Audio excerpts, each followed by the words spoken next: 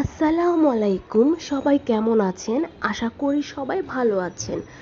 আজ আমি রান্না করব কচুর চিংড়ি পোস্ত। তো চলুন মজাদার এই চিংড়ি পোস্তর রেসিপিটা দেখে আসি। যেহেতু আমি কচু দিয়ে চিংড়ি পোস্ত করব, তার জন্য কিন্তু আমার কচু শাক লাগবে।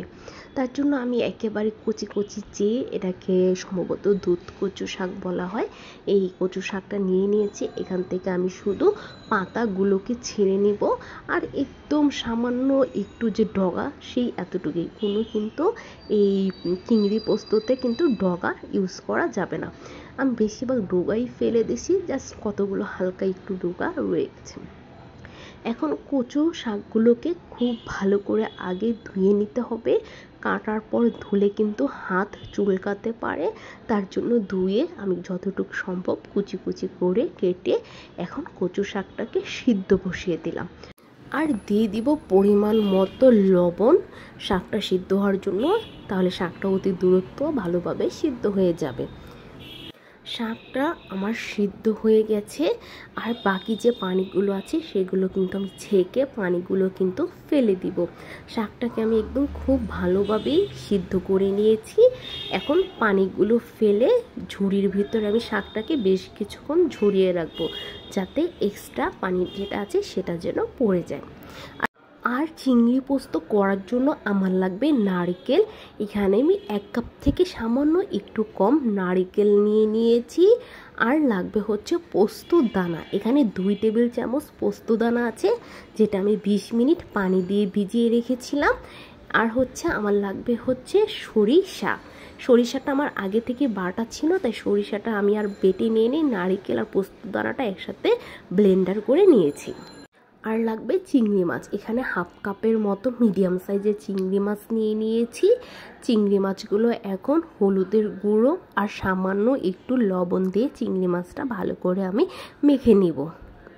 খুব ভালো করে চিংড়ি মাছটা মাখিয়ে নিয়েছি। এখন চুলাতে কড়াই বসিয়ে দিলাম, আর দিয়ে দিলাম সরিষার তেল। অবশ্যই এটা সরিষার তেল দিয়ে করার চেষ্টা করবেন, তাহলে খেতে কিন্তু বেশি টেস্টি হবে। সরিষার তেলটাকে আমি গরম করে নিয়েছি। সরিষার তেলটা গরম হয়ে যাওয়ার পর এখানে আমি দিয়ে দিব চিংড়ি মাছগুলোকে। চিংড়ি মাছগুলো আগে ভালো করে ভেজে নেব। চিংড়ি মাছ আমার ভাজা হয়ে গেছে। এখন চিংড়ি মাছগুলো আমি উঠিয়ে নিব, পুরোপুরি ভাজা হয়ে গেছে।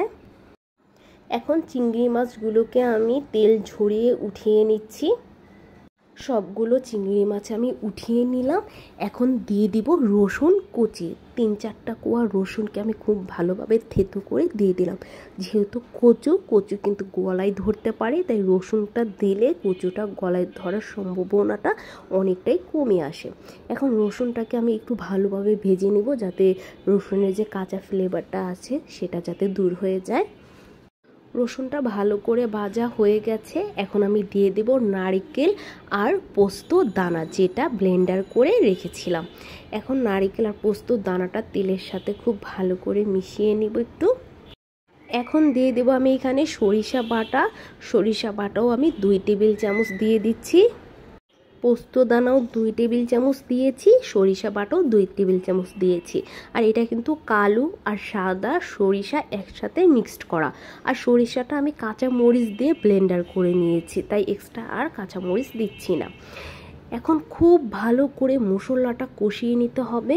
মশলাটা খুব ভালো করে কষালে কিন্তু শাকটা খেতে বেশি টেস্টি হবে। এখন দিয়ে দিচ্ছি আমি পরিমাণ মতো অল্প একটু লবণ, যেহেতু আমি শাকটা কিন্তু লবণ দিয়ে সিদ্ধ করে নিয়েছি, তার জন্য এখানে লবণের পরিমাণটা জাস্ট মশলাটা কষানোর জন্য শুধু দিলাম। এখন দিয়ে দিচ্ছি সামান্য একটু হলুদের গুঁড়ো। এখন হলুদের গুঁড়োটাও খুব ভালোভাবে কষিয়ে নিব এই নারকেল সরিষার সাথে। এখন কিন্তু এই পর্যায়ে খুব ভালোভাবে কিন্তু কষানো হয়ে গেছে। উপর দিয়ে খুব সুন্দর তেল বেশি উঠেছে। এখন এই পর্যায়ে আমি দিয়ে দিব কচু শাকগুলো, যেগুলো আমি সিদ্ধ করে রেখেছিলাম। এখন কচু শাকটাকে খুব ভালো করে এই নারকেলের সাথে পোস্তদানার সাথে খুব সুন্দর করে আগে ভালো করে মিশিয়ে নিব।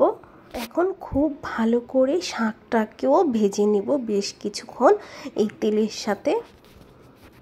এই পর্যায়ে দিয়ে দিব কয়েকটা কাঁচামরিচ। কাঁচামরিচটাও ভালোভাবে মিশিয়ে নেব যাতে কাঁচামরিচটা সিদ্ধ হয়ে যায়। ভালো করে শাকটাও কষানো হয়ে গেছে। এখন আমি দিয়ে দেব হাফ কাপ পানি, কারণ এই চিংড়ি পোস্তটা একটু থকথকে ভাব থাকে, তার জন্য একটু পানি দিয়ে দিলাম। এখন জাস্ট পানিটা দিয়ে একটু নাড়াচাড়া দিয়ে পানিটাকে একটু শুকিয়ে নেব যাতে শাকটা একটু থকথকে ভাব চলে আসে। আর এই পর্যায়ে আমি দিয়ে দিব চিংড়ি মাছ ভাজাগুলো, যে চিংড়ি মাছগুলো আমি আগে থেকে ভেজে রেখেছিলাম। এখন চিংড়ি মাছটাও শাকের সাথে খুব ভালো করে মিশিয়ে নেব। এখন খুব ভালো করে পানিটাকে একটু শুকিয়ে নিব। জাস্ট একটু চুলার আঁচটা একটু বাড়িয়ে দিয়ে পানিটাকে আমি শুকিয়ে নিচ্ছি। সব শেষে, রান্নার শেষে আমি এখানে দিয়ে দেবো এক টুকরো লেবুর রস। যেহেতু এটা কচু শাক, তার জন্য একটু লেবুর রস দিয়ে দিলাম যাতে গলাটা না চুলকায়। সেটার জন্য লেবু দিলে কিন্তু কচু শাকটা যে গলা চুলকায় সেটা কিন্তু অনেকটাই কমে যায়।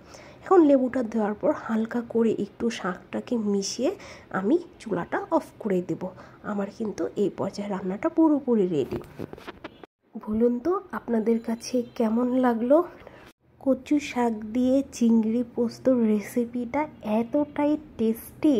এই কচু শাকের চিংড়ি পোস্তটা অনায়াসে আপনারা কিন্তু 1 প্লেট ভাত খেয়ে নিতে পারবেন এই রেসিপিটা ফলো করে রান্না করলে।